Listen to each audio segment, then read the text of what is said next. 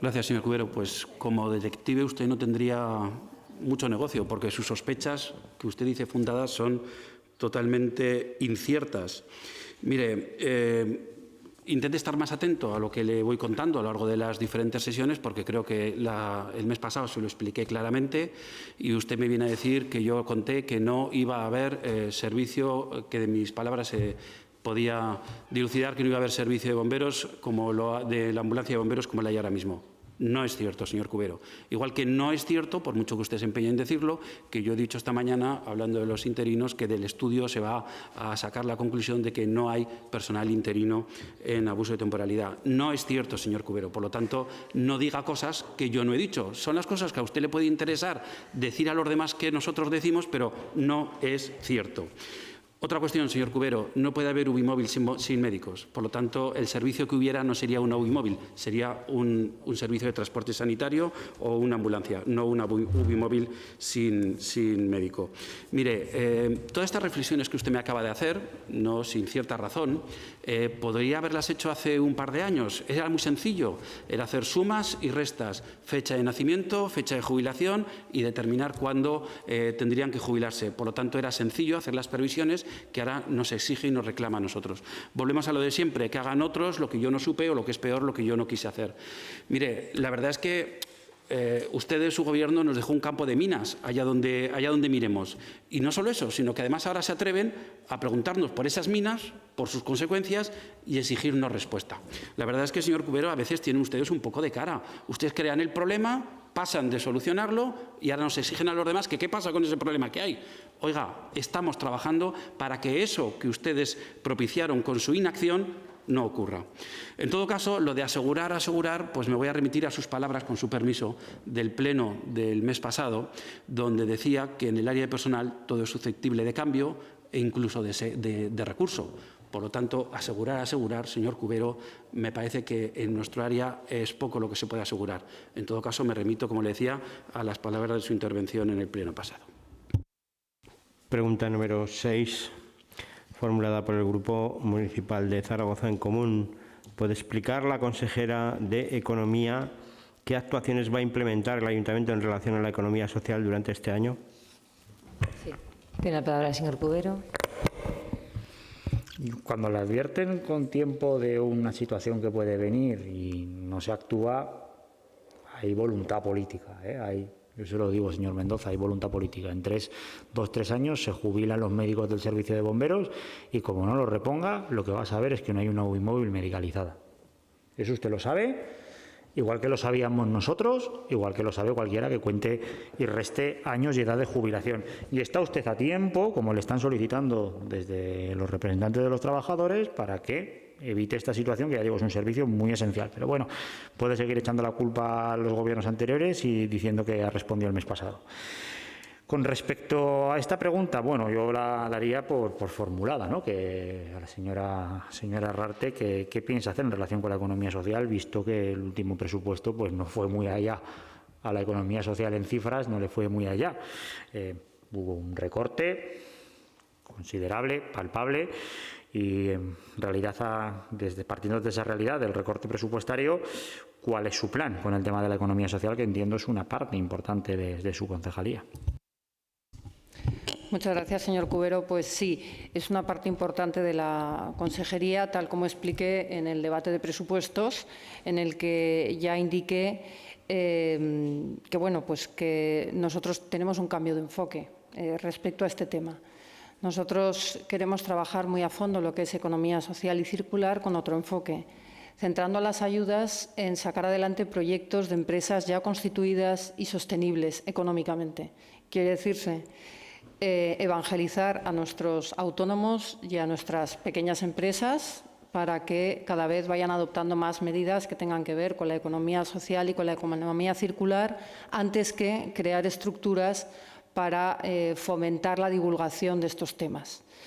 Tal y como sabe, nosotros tenemos un fondo de ayuda a la inclusión sociolaboral, donde se están dando ayudas específicas a proyectos de economía social de Tramviaser, Fundación Rayardiz, Tiebel, CPAIM, AREI, Gardeniers, APIPACAM, Fundación Cruz Blanca, etcétera, etcétera, etcétera, etcétera. El año pasado aplicaron 27 proyectos y todos tuvieron ayuda. Y hemos creado un nuevo fondo de 200.000 euros para financiar proyectos de economía circular, pero insisto, proyectos de empresas ya en marcha y bueno, sostenibles económicamente. También hemos suscrito un convenio de 30.000 euros con el objetivo de evangelizar a nuestro tejido empresarial local. Ya le he respondido, señor Cubero. Bueno, en realidad es exactamente lo mismo que les comenté cuando presentamos los presupuestos. Gracias. Evangelizar, ha dicho, ¿no? O no lo he entendido mal, ha dicho evangelizar a las entidades. Sí, es un término que se utiliza en el ámbito empresarial y que no tiene nada que ver con la religión. Pero vamos, yo como sé que usted es un ferviente creyente del comunismo, porque el otro día en el Pleno dijo que sabía que nació comunista y que moriría comunista, pues interprételo si quiere desde el lado de la fe. Yo soy mucho más relativista que usted. Señor Cubero, tiene usted la palabra. Sí, que solo era una curiosidad, señora Herrarte. Oye, entra hasta cuando no hay trapo. Oiga. La verdad que me hubiera gustado que hubiera defendido usted la de la plusvalía para que le dijera el impuesto de la muerte. Que a mí eso me gusta, pues, porque ya como sabe que es la ultraderecha estadounidense la que utilizó el término y acuñó el término de impuesto de la muerte. La verdad que me sorprende cómo entra usted. Oiga, y hasta cuando no hay trapo, ¿eh? Se pone el trapo y entra. Lo decía con toda la buena voluntad, que me había resultado curioso lo de evangelizar, que yo no soy muy dado a esos términos porque, como sabe, ni tengo nada que ver con el mundo empresarial y soy un ateo militante. Entonces, lo de evangelizar no lo entendía muy bien. Me parece que como usted tampoco entiende lo de la economía social, señora Herrarte. La Thatcher zaragozana, la economía social no es lo suyo. No es lo suyo porque lo que hizo en el anterior presupuesto es cargarse todo lo que había de economía social y hacer un convenio con la Cámara de Comercio y con la universidad privada. Grandes garantes y divulgadores, evangelizadores de la economía social. La Cámara de Comercio y la Universidad Privada de San Jorge. Se ve que a ustedes, a los liberales, todo esto de que haya empresas que más allá del beneficio económico puedan tener unos intereses sociales, eso les estalla la cabeza, ¿no? No lo entienden y entienden solo la economía social pues como disfraces de grandes empresas para seguir obteniendo lucro empresarial. Y yo creo que usted sí que debería de evangelizarse un poco en lo que significa la economía social y una vez evangelizada tratar de aplicar el evangelio. Por obra o por omisión, como quiera, pero tratar de aplicar un poco el evangelio en lo que tiene que ver con la economía social. Muchas gracias, señor Cubero. Aprovecho para recomendarle que se evangelice usted también sobre lo que es el liberalismo, porque tiene usted una visión muy reduccionista del liberalismo. Yo le recomiendo el libro que se presenta esta tarde, escrito por José Luis Saz, compañero mío en las Cortes, que se llama Jaque Mate Liberal y que hace un inédito recopilatorio de los escritos de los liberales clásicos desde el punto de vista de la cuestión social. Se lo recomiendo. Igual se viene usted al lado oscuro. Gracias. Pregunta número 7, formulada por el Grupo Municipal Socialista. ¿Cuál es la estrategia del Gobierno con el contrato referido a los centros sociolaborales para desarrollar los proyectos educativos formativos y que está próximo a terminar? Sí, tiene la palabra el señor García Vinuesa. Muchas gracias, presidenta. Bueno, vamos a ver los liberales con este tema. Estamos hablando de la red de centros sociolaborales, 35 años, 500 alumnos al año, inserción laboral de un sector vulnerable y con riesgo de inclusión sociolaboral, con un contrato de 3,8 millones de euros y la preocupación, que hasta aquí, que hace todo perfecto, incluso creo que es uno de los temas que dejó bien atado el Gobierno anterior y que está funcionando bien, pero que termina el 10 de julio del 21. Y ahí es donde viene nuestra preocupación. Nuestra preocupación, además, cuando leemos mociones como la que presenta el Grupo Vox, que incluso condiciona la continuidad de este contrato a un acuerdo con la DGA. Hombre, se pasan de frenada, señor Calvo, se pasan de frenada. Es decir, decir, estamos hablando de inserción sociolaboral. Estoy hablando de la moción, que ya hablaremos de ella en el siguiente pleno, pero bueno, como la tenemos todos ya encima de la mesa, condicionar la inserción sociolaboral de jóvenes de 500 alumnos en problemas de exclusión y de vulnerabilidad, al llegar a un acuerdo con la DGA, que eso es una frase textual, pues nos preocupa a nosotros y les preocupa. Pido alusiones. Sí, sí. Y les preocupa a los centros sociolaborales. Por eso, de ahí viene mi pregunta. ¿Cuál es su estrategia con la renovación? Y la pregunta explícita es, con la renovación de este contrato, ¿están pensando en una prórroga? ¿Están pensando en un nuevo contrato? ¿O están pensando en que tengan que aprobar la moción de Vox y tengan que pasar por el aro y condicionar el seguimiento a llegar a un acuerdo con la DGA? Muchas gracias. Gracias. Parece, señora Herrarte, contestas y le doy la solución al señor Calvo de un minuto. Gracias, presidenta. Bueno, yo las preguntas y las consideraciones referidas al señor Calvo, con el que tienen ustedes un poquito de obsesión, no estoy capacitada para contestarlas. Él mismo en su turno las responderá. Respecto a la red municipal de centros sociolaborales, desde el principio hemos dicho que hacen una labor imprescindible. Acogen a jóvenes entre 14 y 26 años que, bueno, pues que en un sistema educativo tan rígido y tan anacrónico a veces,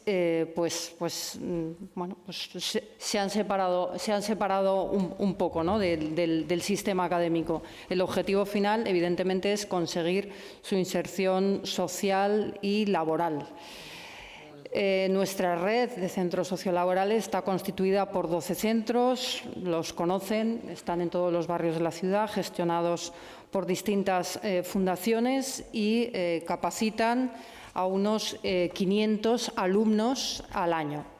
Es una labor social de primer orden y una labor económica también de primer orden, porque cuando alguien invierte en formación y consigue que haya personas que en lugar de estar subsidiadas se ganen el pan con su propio esfuerzo, pues también se hace una gestión económica.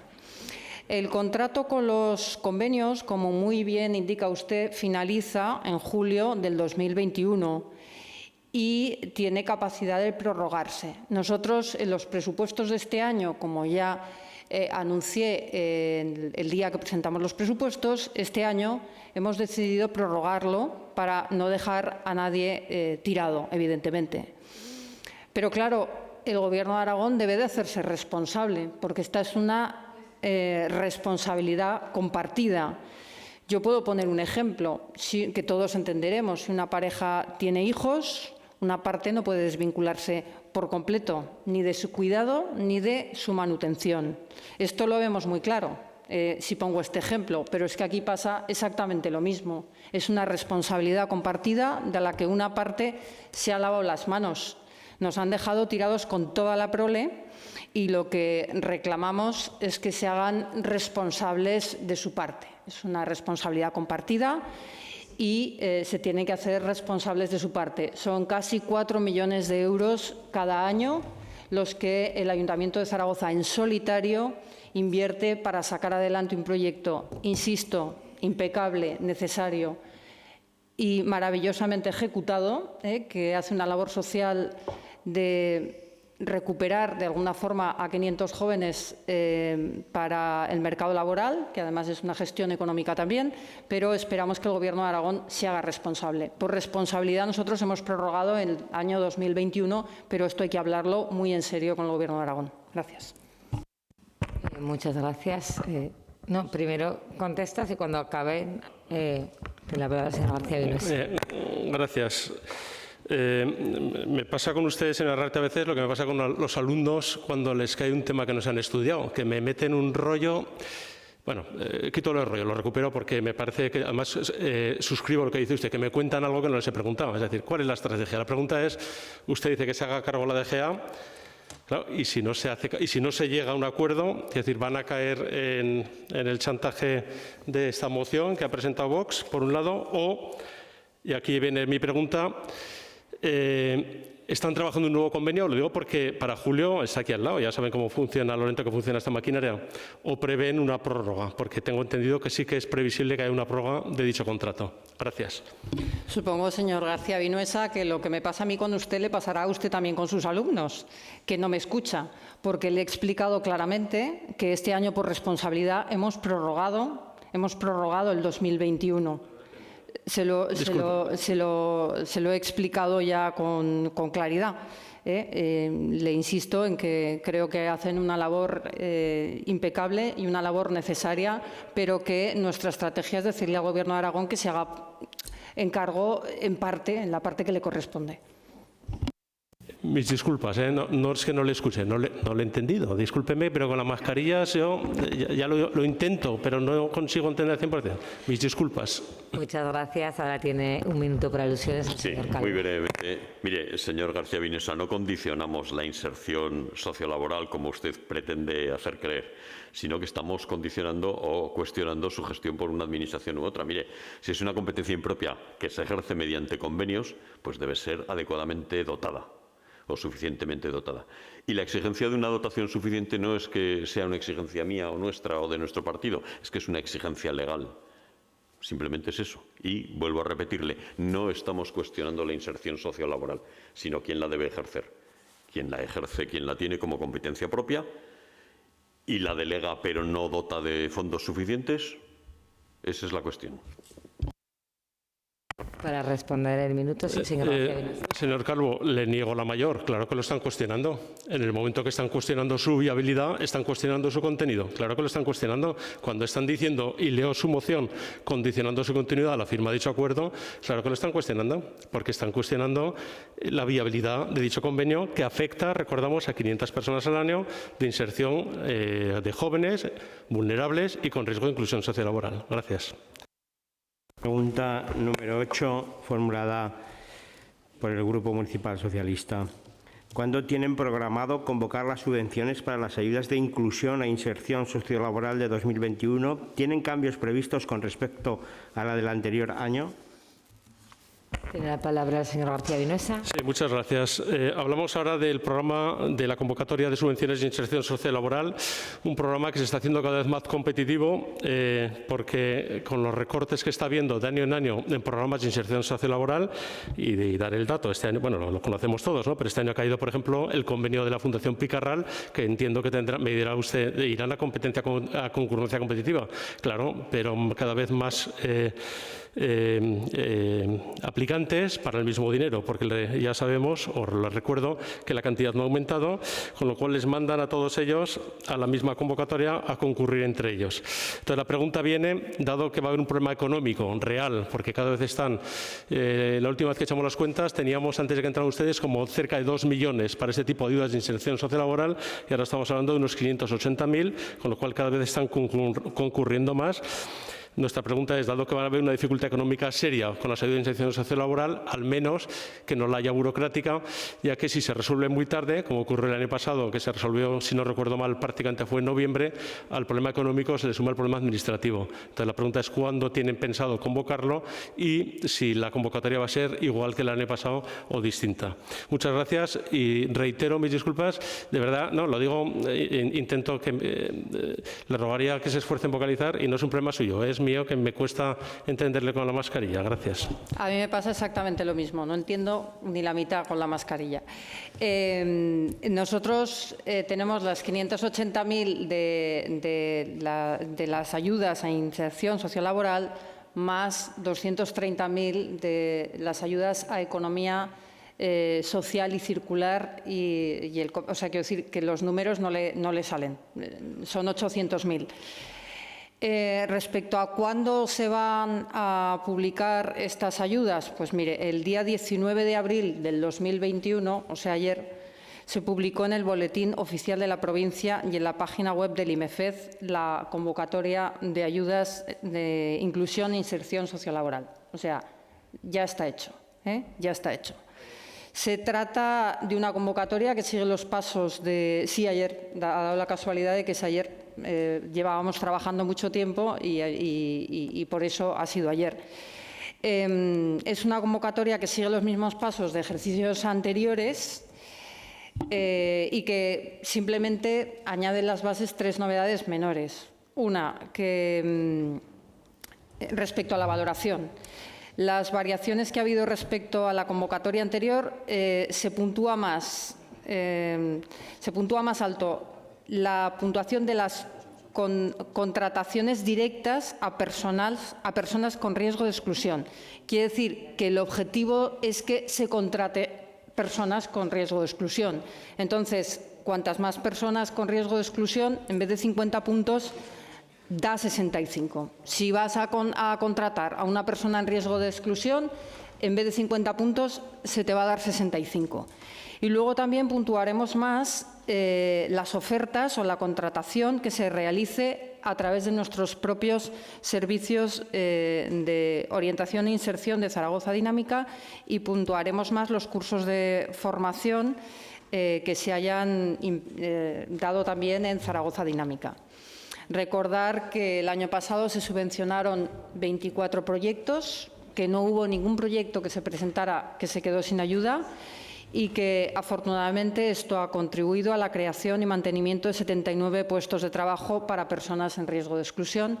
Así que, bueno, pues hemos incluido esas 3 novedades para que todavía la creación de puestos de trabajo sume más, pero bueno, ya están publicadas desde ayer. Gracias, me alegro que ya estén en marcha. Lo único, el año pasado, lo digo por calcular fechas, ¿cuándo salió el año pasado? ¿Hemos ganado varios meses, si no me equivoco? Sí, hemos ganado varios meses porque no hemos tenido el parón por la pandemia que tuvimos de 3 meses el año pasado, que nos pilló todo de marzo a junio. Sí, gracias.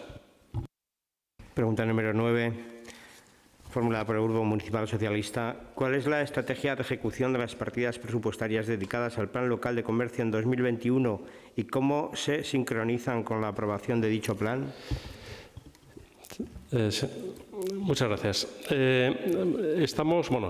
Todos sabemos que están ustedes trabajando intensivamente en el Plan Local de Comercio y aquí, a diferencia del tema del IMEFED, que en el plan estratégico le metía cierta presión en decirle, ojo, que se nos va el mandato y aún no tiene el plan estratégico, aquí no hago lo mismo, en el sentido que considero que este es un plan multimandato. El plan local de comercio va a afectar a varios mandatos y entonces sí que entiendo que deben tomarse su tiempo para, como están haciendo, para tomarse, negociar, consensuar y por ahí no entienda ninguna crítica.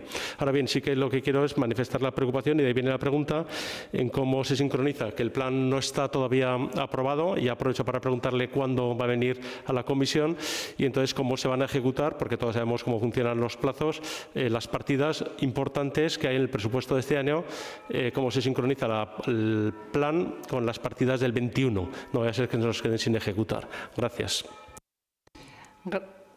Gracias, señor García Vinuesa. Bueno, me decía ahora Javier Puy, las ayudas de inserción sociolaboral el año pasado salieron en julio, justo después del periodo de confinamiento salieron y ahora, pues mira, han salido antes porque no nos hemos tenido que confinar. Respecto a lo que me pregunta, la anterior comisión me realizó esa misma pregunta al señor Cubero. Usted no estaba presente. Entonces, pues no, el otro día había unas pantallas y se seguía mejor, pero bueno, yo le pasaré estas 3 diapos por WhatsApp y así tiene los cronogramas, porque ahora yo se lo voy a contar de viva voz y no es igual que cuando el otro día tenían la pantalla y veían los plazos, porque, insisto, la pregunta es exactamente la misma, ¿no? Objetivos del 2021. Por un lado, avanzar en la digitalización de comercios y establecimientos hosteleros. Esa pata la lleva la concejal delegada de Comercio, Carolina Andreu, directamente. Por otro lado, finalizar los trabajos del Plan Local de Comercio. Es una encomienda que tiene Cámara. Este año, en cuanto acaban de aprobar los presupuestos, las justificaciones del año pasado, queda por hacer el plan director, el plan de adaptación al PEMUS, los planes de peatonalización, y los planes urbanísticos de las 2 primeras galerías piloto. Esos son los planes que quedan por hacer del Plan Local de Comercio, que es un trabajo que sigue la encomienda a Cámara de Comercio, igual que el año pasado. Y luego la sensorización del espacio urbano de las 2 galerías piloto. O sea, lo que pretendemos es dotar a los comercios de las distintas galerías de las mismas herramientas de gestión con las que puede contar un centro comercial. Saber afluencias, tasas de conversión, recorridos, perfil de las personas que van, por horarios, por días. Eso es lo que pretendemos hacer con la sensorización de las galerías, que tengan la misma información para tomar decisiones en tiempo real. Respecto a los plazos, hay un cronograma administrativo y otro operativo. Insisto, que así contado, sin que vea usted la imagen, se la enviaré ahora. La aprobación al Gobierno y envío al Boletín Oficial de la provincia se produjo el 16 de febrero. El 22 de febrero se publicó en el Boletín. El 25 de marzo finalizó el plazo de presentación de alegaciones. Tenemos ya el informe de estimación y desestimación de las alegaciones presentadas. El Partido Socialista ha hecho alguna, aunque ahora tienen otro nuevo plazo de 15 días. La verdad es que hicieron unas propuestas muy interesantes con las que coincidimos porque ya estaban incluidas en el Plan Local de Comercio. Luego, en principio, se tiene que enviar, una vez pasen los 15 días que tienen los partidos para hacer más propuestas, se tiene que enviar el documento a la presidencia de la comisión plenaria, una comisión extraordinaria y un pleno extraordinario, salvo que coincida. En principio está previsto que se apruebe a mitad de mayo. Y respecto al cronograma operativo, plan director realizado y aprobado por el Ayuntamiento, estimamos junio, a lo largo de junio. Coordinación con el PEMUS, o sea, con el plan de movilidad y las peatonalizaciones, esperamos que esté en el mes de junio. En el mes de julio esperamos sacar las convocatorias de ayudas a la digitalización para el espacio urbano. Empezamos por 2 galerías piloto y la fórmula es como las de innovación comercial. Se presentan las asociaciones de las zonas, de las galerías, con un partner tecnológico al lado que garantice la solvencia del proyecto, el presupuesto y los tiempos de ejecución. En octubre esperamos tener el plan urbanístico integral de las galerías 1 y 2. En diciembre empezar la licitación de las obras en las 2 galerías comerciales e intervenciones en la escena urbana. Esto cuelga ya de equipamientos, urbanismo y servicios públicos que han intervenido en el Plan Local de Comercio desde el principio. En diciembre pensamos tener mínimo producto viable ya de sensorización de las galerías. O sea, de las convocatorias que en principio sacamos en julio, esperamos tener ya mínimo producto viable, aunque solo sea mediciones de tránsito en diciembre. Mínimo producto viable, luego ya iremos creciendo. Y bueno, y todo el tema de digitalización de comercios, mercados y establecimientos hosteleros que cuelga de la Concejalía Delegada de Comercio está en marcha ya, está en progreso. Por mi parte, gracias. Tiene la palabra, señor. Muchas gracias. Pregunta número 10, formulada por el Grupo Municipal de Zaragoza en Común. ¿Considera la consejera de Economía que la mejor ayuda a la digitalización del comercio es subvencionar la inscripción a Cerca? Tiene la palabra el señor Cubero. Ojo, no me voy a negar que me da un poco hasta de miedito esta pregunta, tal y como ha venido hoy usted, ¿no? Voy a intentar ser suave. Bueno, cuando se hizo Torrepillaje, se llegó al compromiso de que el dinero derivado de la recalificación del suelo iba a ser destinado al comercio local y de proximidad, porque todo el mundo entendió que se veía afectado por la apertura de Torrepillaje. ¿Qué ha ocurrido finalmente? Que ese dinero que iba a ir destinado al comercio local, pues ha ido destinado a introducir al comercio local en la plataforma Cerca, que dirige TECIR, que es una empresa de Torrepillaje. Al final, lo que se supone que iba a ser el destino para compensar ha sido una economía circular y ha acabado otra vez en Torrepillaje. Esto entiendo que es la economía circular que entienden los liberales. Esto es liberalismo. No sé si es un liberalismo benthamiano o panetiano o qué tipo de liberalismo es este y si sale en su libro del profesor Saz de Jaque Mate Liberal. Pero al final ha vuelto todo a los que mandan, a los amos de la tierra. Y hombre, señora Herrarte, siendo que usted viene de donde viene y es trabajadora en excedencia de Torrepillaje, el círculo ya no solo es de economía circular, sino de economía, voy a decir, personal. Entonces, ¿usted cree que esta es la mejor manera de ayudar al comercio local o no? Ahí se lo dejo y espero de usted la mejor dama de hierro. Tiene la palabra la señora Herrarte. Muchísimas gracias, señor Cubero. En primer lugar, sobre el tema de la digitalización de comercios. Lo que decida la concejal delegada de Comercio, mi compañera Carolina Andreu, estoy segura de que es la mejor opción posible para la comercialización de la digitalización del comercio local. No tengo absolutamente ninguna duda. Respecto a la pregunta más concreta, no sé si me están escuchando, porque como está usted ahí con la señora Cigüelo, yo le respondo. Yo personalmente creo en los modelos de plataforma, he hecho varias publicaciones al respecto y creo que son parte de la solución para salvar el comercio local. El año pasado, a través de las ayudas de innovación comercial, se impulsó un marketplace local que hoy en día ya es una realidad, un marketplace local más que se suma a la ciudad. Por lo tanto, creo firmemente en los modelos de plataforma locales, firmemente. Por lo tanto, contestando a su pregunta, me parece bien todas las decisiones que mi compañera Carolina Andreu toma al respecto. De todas formas, señor Cubero, yo creo que a usted la pregunta no iba sobre temas técnicos, ¿no? Yo creo que usted, francamente, se hace las comisiones con mi currículum vitae. Hace unos meses hablaba de un proyecto de retail que ha generado cientos de empleos. En marzo hablaba usted de la universidad. Hoy viene a hablar, en abril, de un centro de innovación. Yo no sé qué será lo siguiente. ¿Algún operador de telefonía móvil? También lo tengo en la lista. Usted tiene para meses, porque he tenido la inmensísima suerte de trabajar en muchas empresas y a las que debo lo que soy.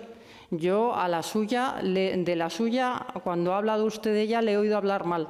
Yo he tenido la suerte de pasar por muchas empresas de las que guardo un enorme recuerdo y de las que he aprendido mucho. He aportado mucho valor también, pero he aprendido mucho. Estoy orgullosísima de la confianza que los empresarios para los que he trabajado han depositado en mí, porque llevo siendo directiva desde los 23 años.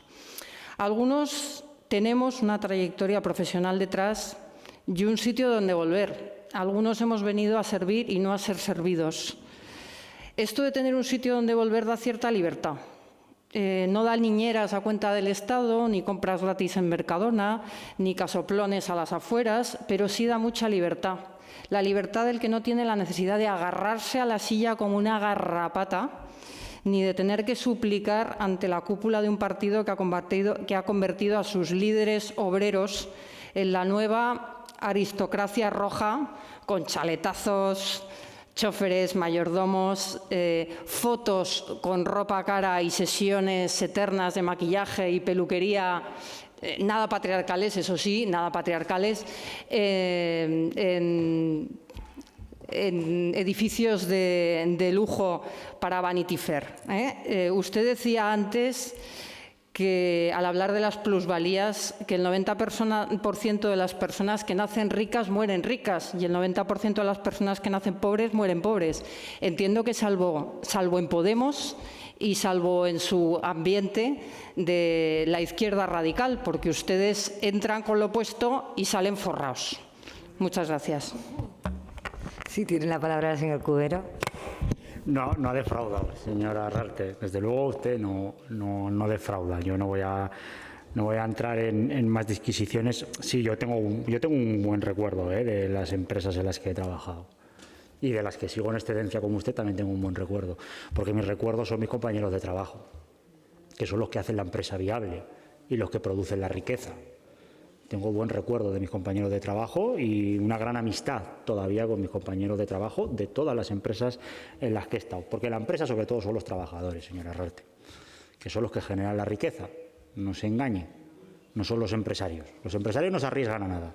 Como muchos se arriesgan a ser trabajadores. A eso se arriesgan los empresarios. A ser trabajadores y tener que vender su fuerza de trabajo. Y desde luego sí, usted es trabajadora de donde es y tiene un sitio que volver, desde luego. Y yo tengo la sensación de que ese sitio será más gordo, más rico y más próspero después del paso de este gobierno. Desde luego que sí. Será más rico, más gordo y más próspero el sitio donde usted vuelva cuando acabe de ser concejala de este ayuntamiento. El mío también, como sabes, un gran hotel que va a ser bonificado por la señora Navarro. Ahora, mis compañeros de trabajo y los trabajadores de Torre Outlet van a ser todavía más precarios.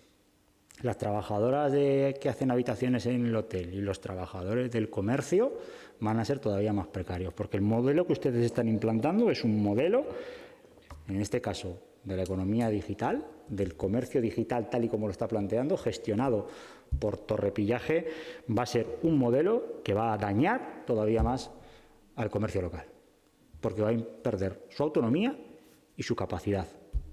Y al final va a ser, otra vez, como digo, esa economía circular que vuelve todo al pez grande para que se vaya comiendo todavía con más fuerza a los peces chicos. Pero desde luego me alegro por su respuesta, la verdad, no defrauda, yo se lo hago con toda la buena intención, yo sabe que también la aprecio políticamente.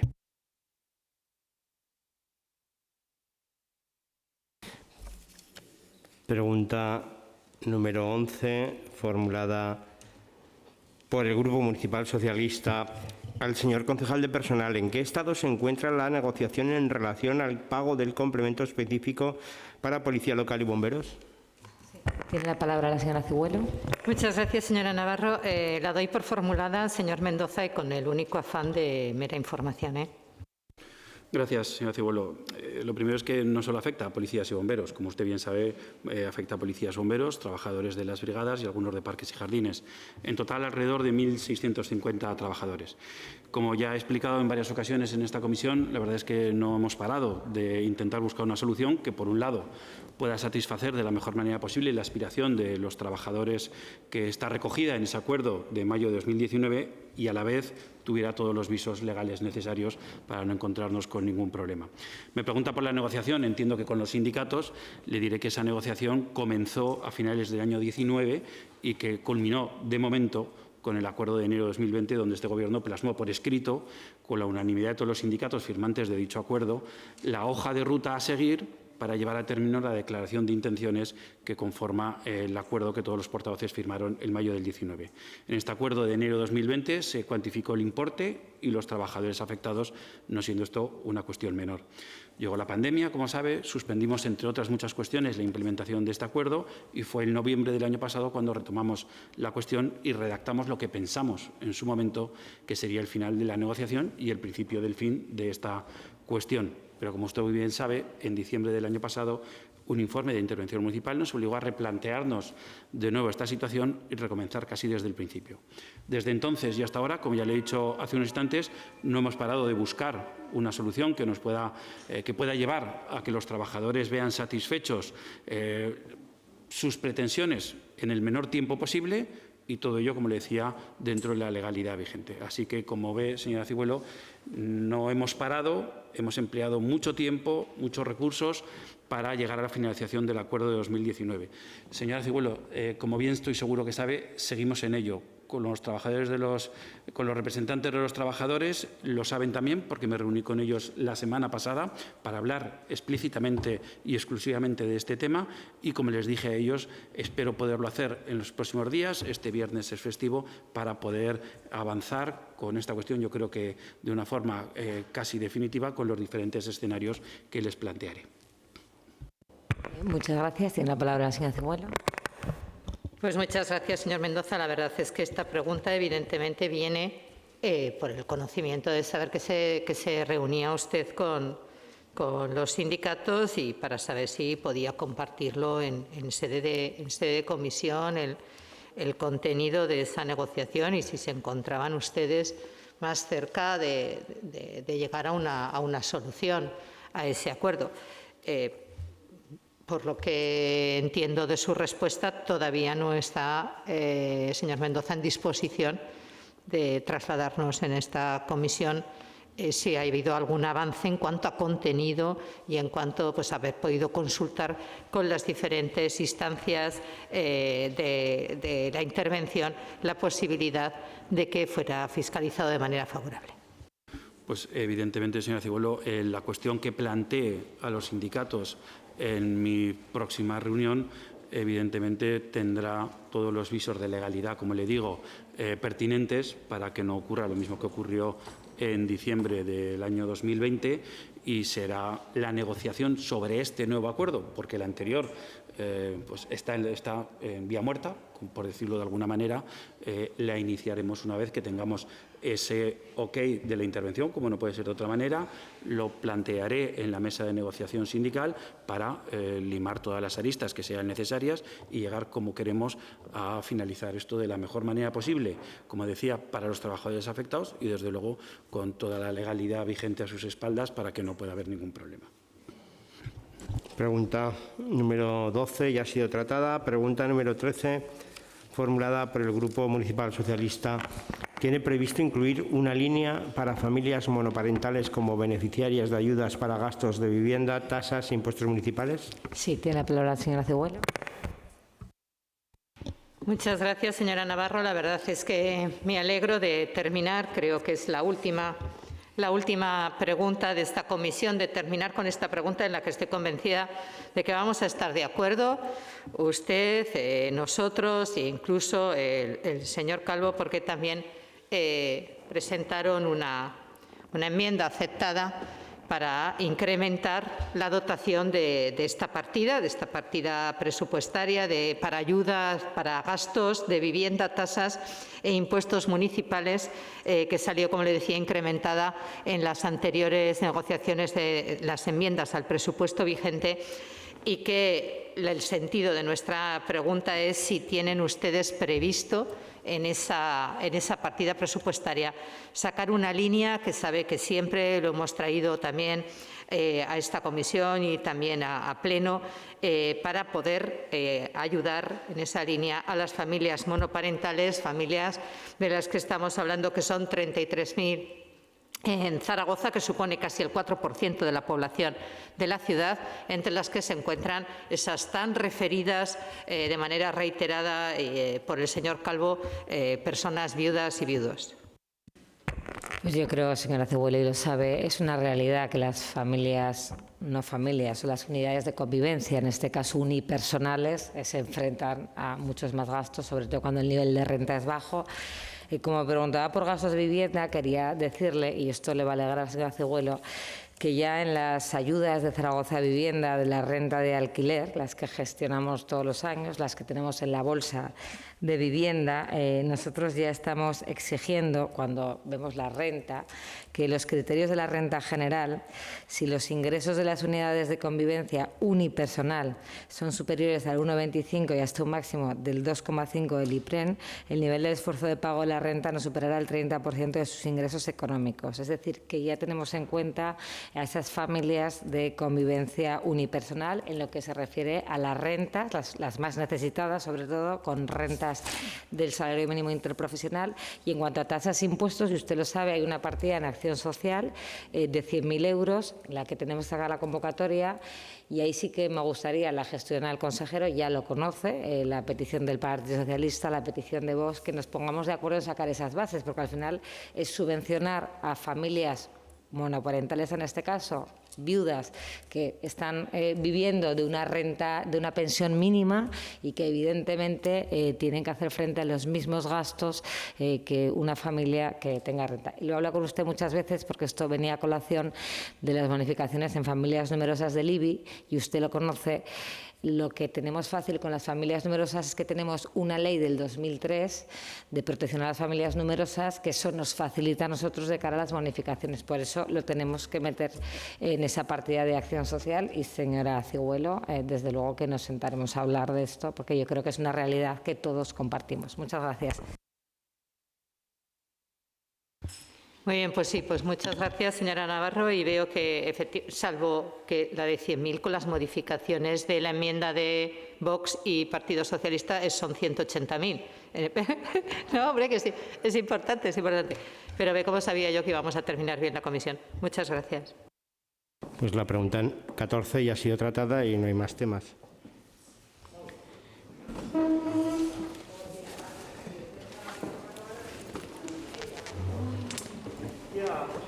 Las interpelaciones, si hay muchas, también son...